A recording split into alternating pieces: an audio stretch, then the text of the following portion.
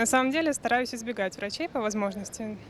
Ну, потому что не особо доверие к нашей медицине, именно к бесплатной медицине. Нет. Зачем? Ну вот вопрос, зачем? Вы видите, человек идет хоть пожилой, но бодрый. А зачем же ему тогда к врачу обращаться? Вообще не обращаюсь. Да, часто. Стараюсь. Нет, довольно-таки редко. Никогда. Нет. Редко.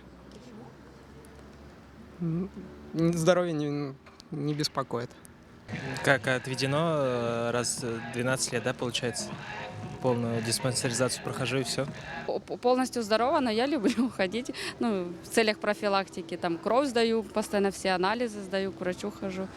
Очень редко. Да, особенно к стоматологу почему-то в последнее время для профилактики. Ну, еще у нас и малой тоже проверяет постоянно, зубки растут. А так как бы следим за своим здоровьем, профилактируемся. Нет, только медосмотр.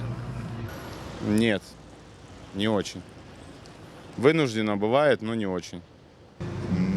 Ну, раз в полгода где-то примерно. Для зубной там и остальные врачи. Медосмотр, да.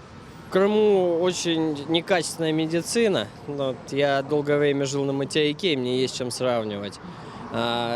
Пришлось найти домашнего терапевта, к которому можно обратиться в любое время, без предварительной записи, без непонятных очередей и к квалифицированному специалисту. Каждые полгода. Нет. Нет, не часто вообще.